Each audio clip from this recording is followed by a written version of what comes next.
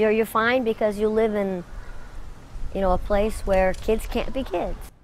Homeowners contacted Team 10 furious their Chula Vista HOA is fining them if their kids are caught playing on the driveway or even the sidewalk. Well, the Team 10 troubleshooter Kristen Severance asked the HOA why the rules are in place and joined us now with the action they promised to take. Yeah, so under the HOA rules, no wheeled toys on any of the HOA property. That means that kids can't use the large driveways that are in between the townhomes. They can't use the sidewalks and they can't use the streets. The HOA said it's for safety, but parents say it's taking away a huge part of their children's growing up. Ty Manolo and Abraham Lopez are doing what kids on almost every street in every San Diego County neighborhood do after school, playing out on the sidewalk. They're getting mad at us for doing what we love to do. Only in this neighborhood, it'll cost you $50 just for riding a skateboard or scooter or bike? Like, what is that? The Agave and Seguro HOA rules say no wheeled toys, including but not limited to bicycles, scooters, rollerblades, skateboards, or roller skates may be ridden in the association common areas. Common areas include driveways, sidewalks, and streets. I don't think it's really necessary. Violators get a $50 fine. Another $50 could be issued every month until it's paid. Good job, baby girl. Danielle Carr could be fined. Riker! Her 3 children ride their bikes in the driveway every day. As long as they're safe and their parents are supervising and they're not causing problems, I don't understand why it would be an issue.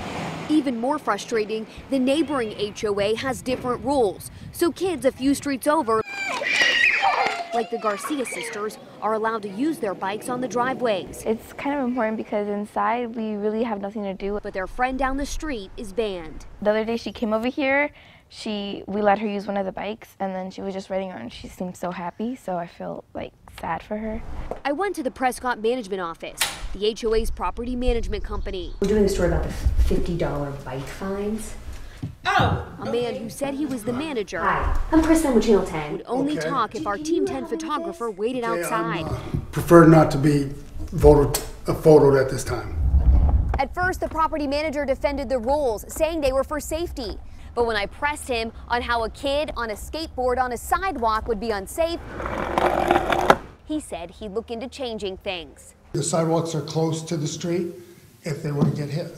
But that's why sidewalks there. Yeah. Well, that's something I could take a look at for sidewalks for the rules. But only the sidewalk section of the rules. He said nothing about the driveways or streets. But if you want wheels, you have to have a helmet. I definitely would not have lived here if I'd known that before.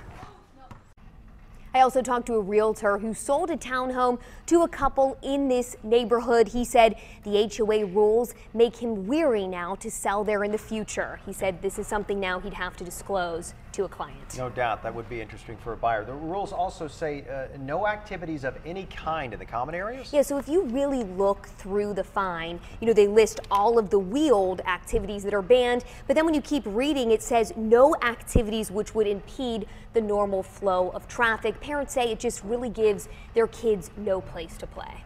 That's unfortunate. Yeah, no wiggle room there. Exactly. All right, thank you. Kristen. Well, do you have a problem you would like brought to light? Let Kristen troubleshoot it for you. Email her at kristen.severance@10news.com or tweet her at 10newsseverance.